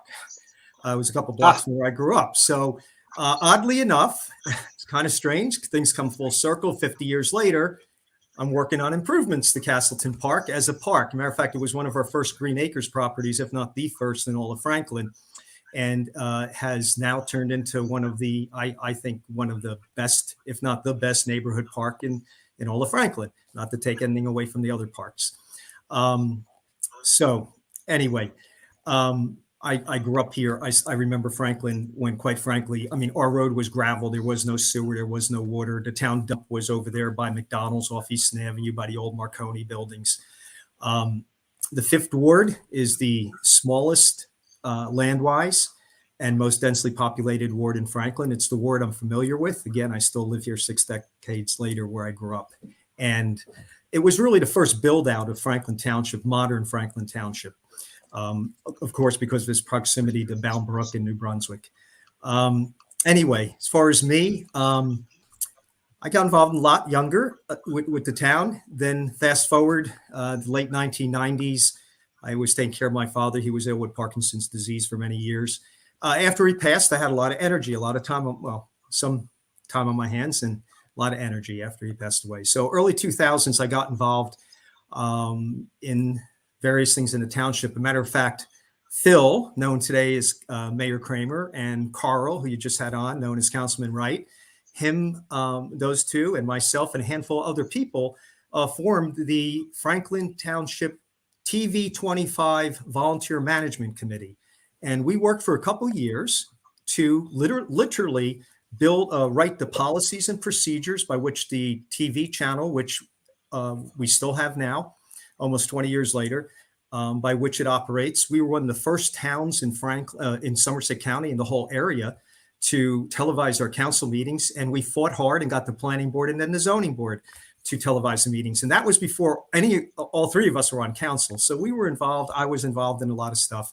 Joined the JFK Club, the Health Advisory Board, the Lions Club, and took my knowledge of Franklin, my desire to stay involved, and eventually got on council and have been working on council diligently ever since, and love doing what I do as far as a council person. I'm still involved today, in various Boy Scouts in my parish and other organizations and some nonprofits, although most of my spare time is taken up by council work and activities related to council work. So I don't know, tried to put it into a capsule there. Hope it helped. Sure, that's fine. That's fine. This is what term would this be for you? Fifth term. Okay. If I'm fortunate. You're deputy mayor. Right. You're deputy mayor this year. How has that been for you? Well, deputy mayor is there to assist the mayor, of course, fill in when the mayor's not around. We have a wonderful mayor. He's almost always around. And, it's been a little strange with COVID because obviously we haven't had as many celebrations. So being deputy mayor is an honor. I feel privileged. I've been deputy mayor a couple of times in the past, but this past year has not been all that busy as deputy mayor. Been very busy as Fifth Ward councilman, and I'm sure whoever's deputy mayor next year will be very busy, as hopefully we'll return to a lot more of the usual activities. Mm-hmm. Rutgers Plaza is in the Fifth Ward, yeah? Yes, it is. Okay. Rutgers Plaza, I think, is indicative of what's happening with a lot of the older strip centers in town, and that they're empty, or they're almost empty. What do you think you can do as a councilman to help turn that around? Because the small businesses in town would really make a town, right? So what do you think? Is there anything you can do, or have you done to try to get businesses? And Kmart, we lost. When we lost Kmart, we lost our last department store after. Steinmart left, right, from Franklin Park when Steinmart went out, and then we had Kmart. That was our real last department store. Is there anything you can do or have done to help bring these businesses back into town? Well, unfortunately, Kmart, being connected to Sears, obviously, unfortunately, the company didn't do well over the last several years and closed. Well, now I believe all of their stores, and of course, we ended up with our local one closed. I used to go there. It was great having it there. Obviously, big box stores in general are unfortunately starting to fade away. What we can do as a council, a few years back, we approved the position of an economic development coordinator, which helps in that area. Vince, as you probably know him, is very active. Part of his job is to go out and do what he can to help lure good businesses to Franklin. We obviously, the planning board and whatever zoning is in place, we can't just change overnight, but we can do what we can as a council when we do review the master plan again. And of course, the zoning board is responsible for whether or not they give out variances. But what we can do is try not to have more commercial build out unless it's really part of a plan. Say on Hamilton Street, we may want to add a little bit of retail or a little bit more commercial, but other areas like Easton Avenue, where we have some vacancies, or 27, what we need to do is try to work as hard as we can. We have a great Chamber of Commerce, but our Economic Development Coordinator, our Chamber of Commerce, and any initiatives, we can't just go and exempt people from taxes. A few years back, we made our policy and our ordinances with signs a little bit more lenient. So small mom and pop shops, so to speak, could put out sandwich board signs and some other types of signs that before they were prohibited. So we can do things with our ordinances as far as that, how businesses promote themselves. They have special events. I know when COVID hit, we jumped into action and change a lot of the rules as far as having sidewalk sales or outdoor dining. So we can jump in and arrange or change or exempt at certain times with emergencies, certain of our laws to make it more easier for these businesses to exist. Overall, we have to look at the master plan and keep doing what we're doing with economic development, which is what, like I say, our economic development coordinator does on a daily basis. All right. Hamilton Street, we have, excuse me, we had a pretty long discussion with Councilman Wright about I heard what's going on at Hamilton Street. I know that that's also, that affects you as well. Absolutely. What's your opinion? What's your opinion of how things are going there? I mean, there's a lot of open retail space down there. Well, a good part of the Hamilton corridor, Hamilton Business District, is in the 5th zone, with the remainder being in the 4th. The Hamilton District is considered a revitalization zone, a revitalization area, not a redevelopment area. So you have some limitations on what you can do with pilot programs and other initiatives. But how's it going? I want us to have green space. I've been fighting for it. It's been tough because there's not a lot of pockets of open land at all. But I think we need to balance what we have there with green space. We have to work hard to try to get the retail commercial vacancies filled. Some are already there. But overall, I feel we turned the corner. I mean, if you look, and I know you were around years ago before those apartment buildings and retail areas popped up. Nothing was going on, absolutely nothing. We restructured the Hamilton board a while back and added an executive director that worked for the township. So now the board is an advisory board, works close with township management, and the council takes their advice very seriously and tries to respond any way we can. The other part of this, so you have the build out, which has started and I think is fantastic. We got to fill and keep retail, especially to kind of provide jobs and our businesses that the local people want to use. The other thing that is part of this, and I know it's not the part that everybody sees or isn't the glamorous part, is improving and upgrading the infrastructure on the streets adjacent. Those are the people that live there. They're the residents that have been here, some of them for generations. And although the area has gotten better overall, and I believe people are happy with the progress, every year I fight for a larger allocation for streetscapes, for improved drainage, improved sidewalks or curbs where needed, and overall redoing of the infrastructure on the streets adjacent to Hamilton, because we can be a success on Hamilton, but we're not going to be a success overall if the neighboring streets and residents are not taken care of and their lives have improved. I believe it's improving. I believe it's improved. I'm proud of what we've done. We have a lot more work to do. I don't. That Hamilton, oh, I'm sorry. No, that's good. No, that Hamilton Street Advisory Board that you're talking about,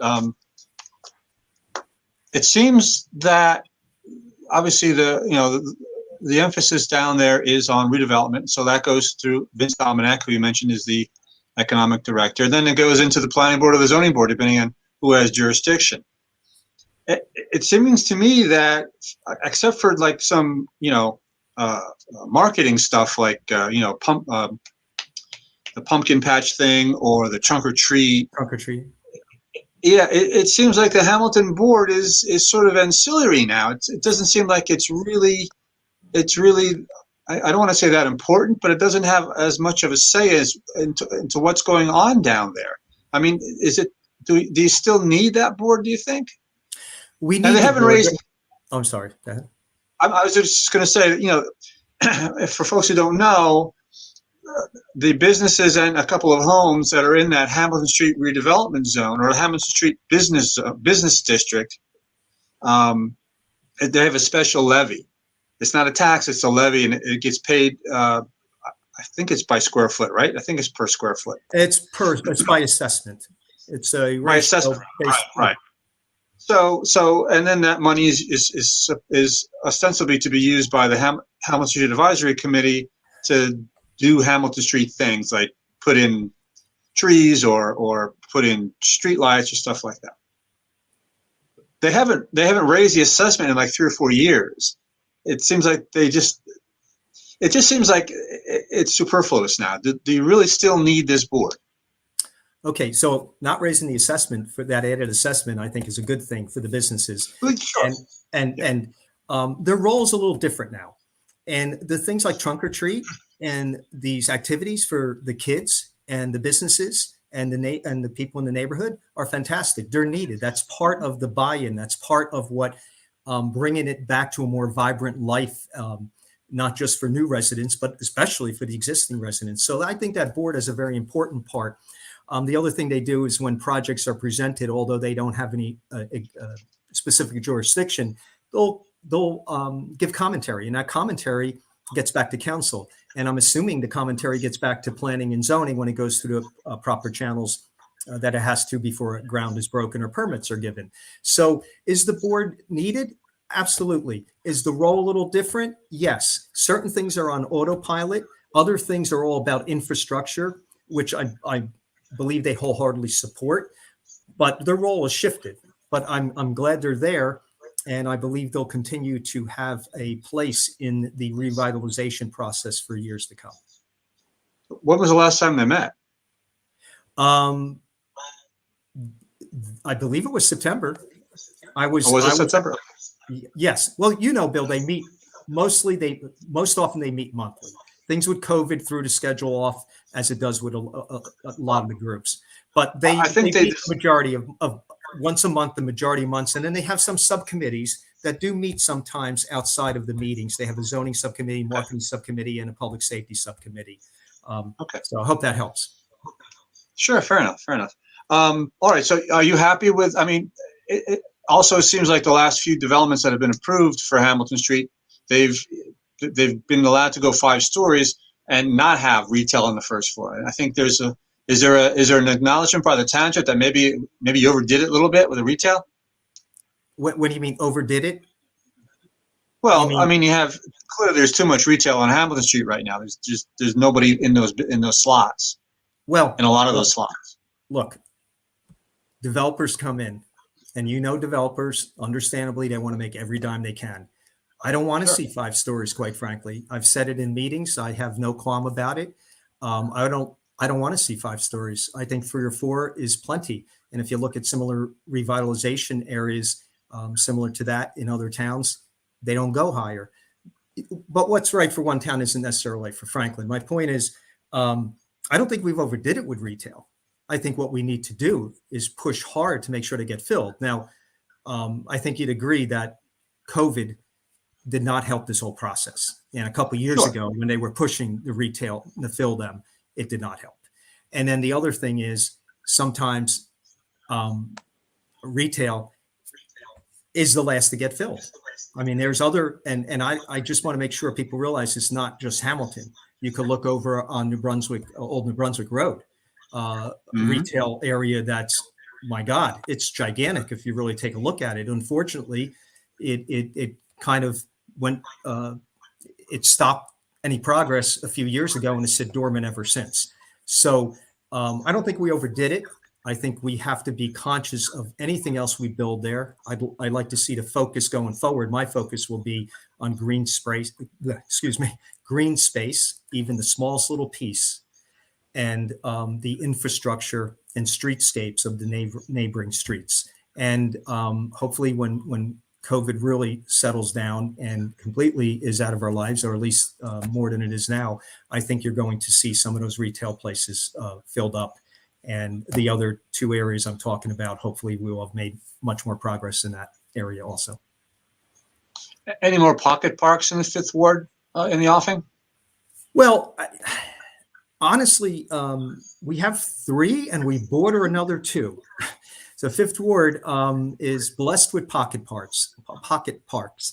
I don't believe we need to put any more, quite frankly. I think what we need to do, and I've been focused and I believe fairly successful, is to maintain. There was a while there the maintenance was not being up to the standard we'd like to see it as council, but we need to maintain a high standard of maintenance and expanding or enhancing, I should say, not necessarily expanding. When I say expand, I mean, the activities or the beauty of the park. We just finished literally 3 weeks ago, a hard packed gravel walkway so that when you enter Castleton Park from Castleton Avenue, people on strollers, people walking their dogs, anybody, that they have a pathway that's not only beautiful, but safe, take them right to the pavilion, right to the playground. So again, that's where I'm focusing my efforts and will continue to. Near Hamilton, if we're blessed to where we can pick up a half acre or some little spot, I would be happy to have a little pocket park there, but there's no specific plan. And even if it's just benches and just a little green space for people to sit on their lunch hour, people in the neighborhood, I'd be happy. But that's really the only park development that I see in the Fifth Ward going forward at this time. Okay. Hope that. Oh no, that's fine. That's fine. Aside from what we've talked about, what do you think? What do you think is the biggest issue? I mean, I know the ward is small, but what do you think the biggest issue facing the Fifth Ward is? Is there anything, one thing that is unique to Ward 5 that maybe the other wards aren't looking at right now?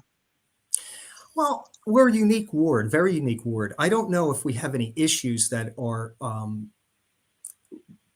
truly unique for Fifth Ward as opposed to the other wards. I could tell you the two or three areas that I'd like to see the township do more with. Not like there's anything wrong being done, but I'd like us to focus on, and I think it would help the Fifth Ward residents, are we used to, years ago, have what was called a bulk pickup once a year. Some people refer to it as a spring pickup or a fall cleanup. I've run into a lot of residents that reminded me, some that have been here for a long time, and others that haven't been here but said, hey, what a good idea would be. I was actually thinking about it prior to the recent storm and talking to residents about it, but I'd like to see the township get proactive. Like I said, we're the most densely populated ward. We will probably benefit, every ward will, but we will probably benefit well if we had a township-wide bulk pickup, not when there's a storm or a hurricane, but just once a year do that. I think that will be helpful. The other 2 areas that I'm looking to put an effort in to improve how our town handles is people make inquiries to our town, and we have great employees. We have on every level, we got great services, but often people calling with a question and they don't necessarily get that question answered or they get the call back. And I'm working right now on a initiative, and I've talked to a few of my colleagues about it and the mayor, and we're trying to come up with a process by which every inquiry will be logged and somebody will get a accurate and timely response. It could be a small quality of life issue. It could be a question on how, what are the hours in convenience center, whatever it is. We have to have a process by which every single call will be answered. And that's something that I'd like to work on. And then the other thing, and again, I don't think it's unique specifically to the Fifth Ward, although we do have a lot of seniors. We don't have active adult communities, but we have a lot of seniors, ones that have been here sometimes for generations. One example being my mother. But I'd like to see more. Fortunately, she gets around pretty well, but I would like to see more services for the elderly and handicapped in town, whether it's just information, being able to provide them information for services at any level of government quicker, help them with red tape, especially in the area of transportation where people need to get to a medical service and they need to get to a supermarket. We're limited in what we could do, but I'd like to see us do more in that area. So again, these are areas that I think will be helpful to Fifth Ward residents. Yeah, and you triggered something when you said that, and this is something I probably should have asked all the candidates. Public transportation. There's a lack of it in this town. What is there anything that can be done? Well, we have great partners up here at the county, of course. the county commissioners we could team up with. Some of the transportation services we do have are run by the county, as I'm sure you know. Yeah. Some are state or private.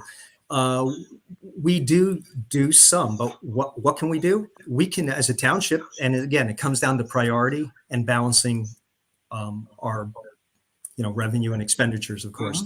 But we can perhaps add I'm going to call it a van bus, those small, like 15 or 23 passenger vehicles.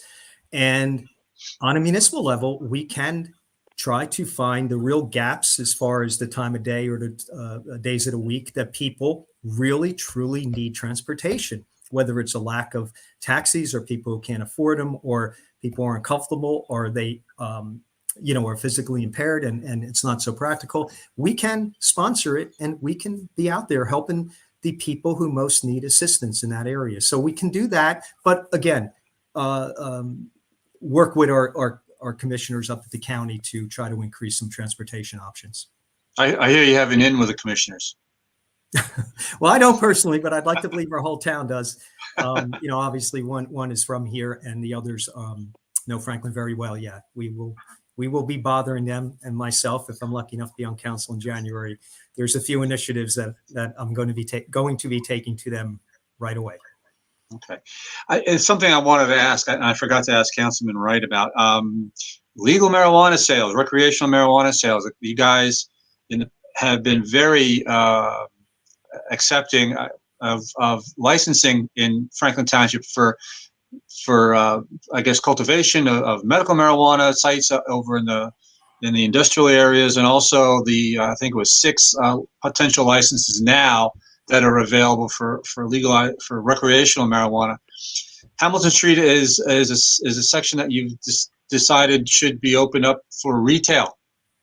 So what are your personal, I mean, I know you voted for it and everything, but no one really talked about it. What's your personal thought about that, about legal marijuana shop on Hamilton Street? Okay, so obviously that conversation as far as any licenses has been going on for a few years. When it came time and we talked on the land use committee or whatever other opportunities there was for council to discuss it among ourselves or in a committee setting, believe me, there was a lot of ideas and a lot of opinions. This is how I went about it. What's good for one part of town needs to be good for another part of town. In other words, if you're going to allow a dispensary, as you mentioned, in Hamilton Street, you're going to be allowing it in East Millstone. If you're going to be allowing it on Elizabeth Avenue, you're going to be allowed in Kingston. So in other words, I didn't think it was right to go about trying to, this should be here or not there. Or so I think we achieved that by what we finally did. The other thing, and not that it wouldn't have come up by some of my colleagues, but I know I was the first one at a meeting when we were discussing, okay, what are we going to recommend as a committee? It was the Economic Development Committee, if I remember right, to all of council, because as you know, we work in groups of 4, hash out things with consultants and senior staff, and then make recommendations to all the council. Usually they're taken, not always. So I know I was in that meeting, raising my hand pretty quick in a virtual meeting. What about hours of operation? So if you don't put this stuff in an ordinance, then you open yourself up to it could be all night. So yes. I fought for, or we discussed and I pushed for, and we had a unanimous recommendation that those dispensaries, wherever they ended up, and right now I don't believe anyone has a permit to put one anywhere in Franklin. No. I'm sure they will be coming down the road, but that they would not be open. They would basically go in sync with our liquor sales laws, because I personally didn't think we need to have them open at 2:00 in the morning or 6 a.m. So that's something we could. So in other words, I supported it. I do, but with careful management and observing how it works for the community. And in the next few years, if you decide you want to make it more lenient or less lenient, a town will have the power to. But for now, I think we have a good formula. We have regulation. It follows all the business guidelines, zoning guidelines as it is. So if you're manufacturing, you have to do it in manufacturing zone.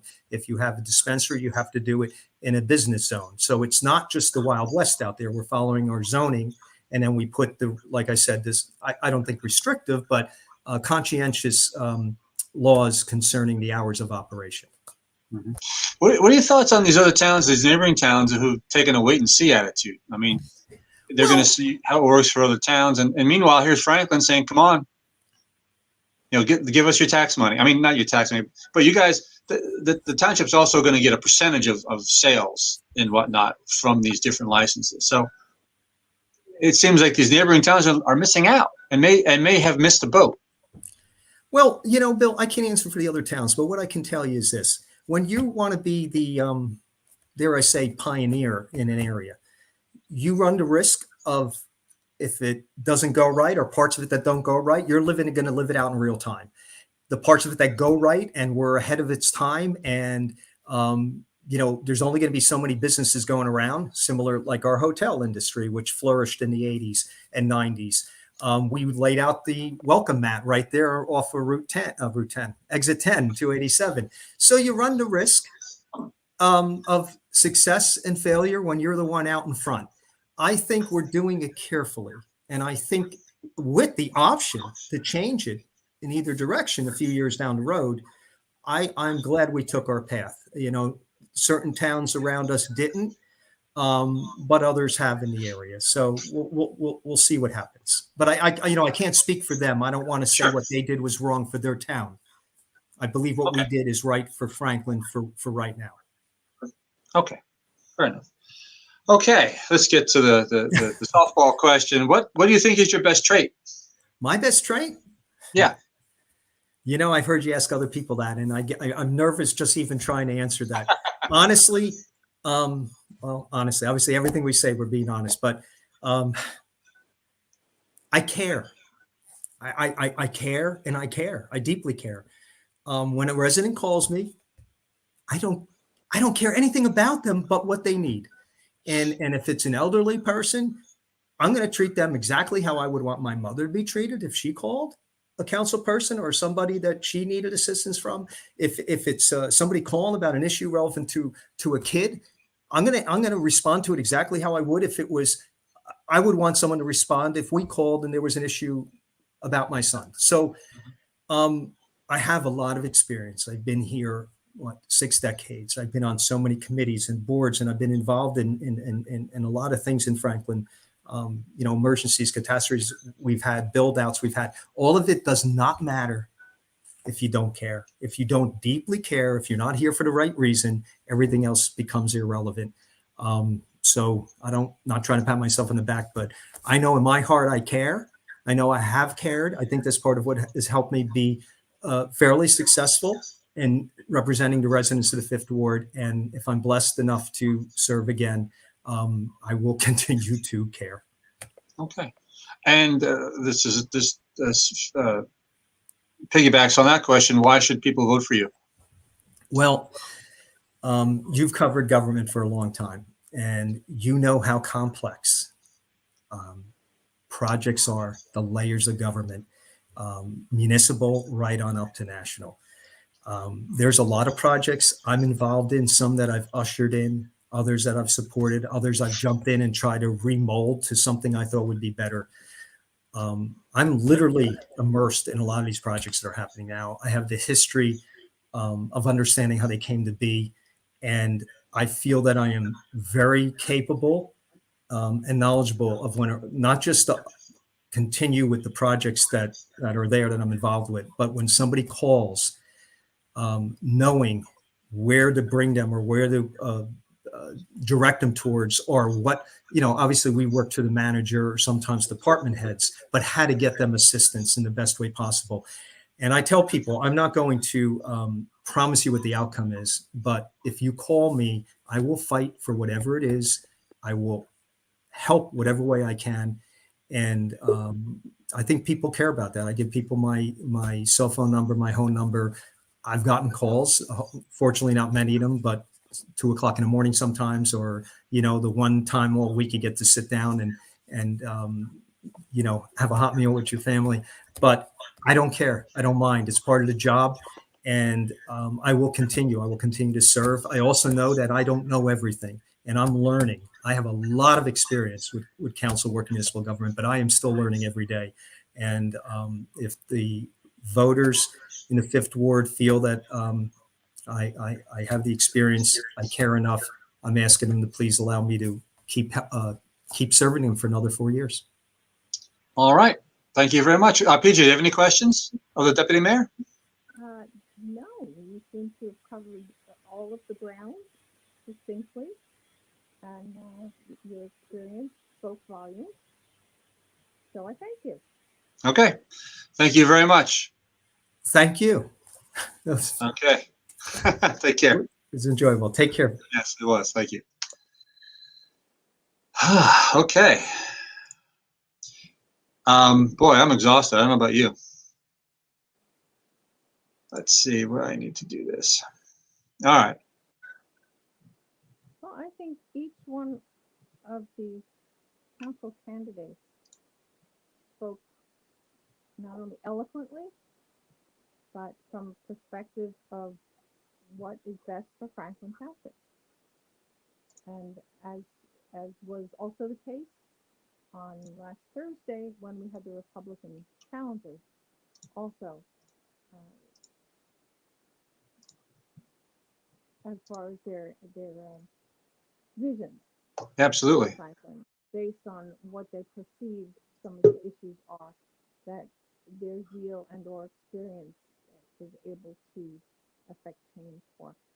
So I think we have 10 candidates now, and from each of their own thought processes, directly from each one of the candidates, I think Franklin has an idea of who they are now obliged to make wise decisions in choosing who the best 5 candidates may be. Absolutely. We don't do endorsements. We never have, and we won't.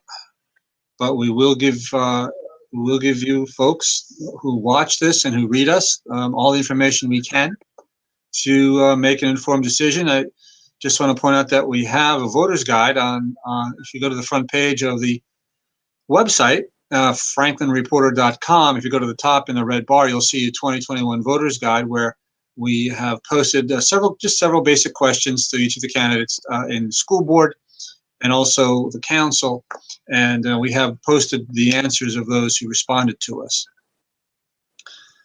So, wow, that was a good one. A lot of information. We were talking about a little over 2 hours, so that's a lot of information. You got a lot of information last week, folks, from the Republican challengers. These videos are going to remain up on our YouTube page and also on our Facebook page, and they're easily found. If you just have to search Franklin Reporter and you'll find them. And by all means, review them if you have to, and share them with your friends, and have them view them too, so they can get a better idea of who the candidates are and who they want to vote for. And that's really all we do. Is we just give you the information and you make your own mind up. We're not going to tell you who to vote for, because, as I've said throughout my career as a professional journalist, when I've had the opportunity to and the responsibility to, there's a reason why there's a curtain on a voting booth. All right. Well, I just want to, for the last time this evening, point out that this news hour was brought to you by Nick and Robin White DeMeglio of the DeMeglio home team at Berkshire Hathaway Fox and Roach Realtors. The realtors with a heart. They treat every client like their only client and offer residential and commercial real estate services. You can reach Nick directly at 732-828-9403. That's 732-828-9403, or at Nicholas, that's NICOLAS.com at att.net, nicholas.com at att.net.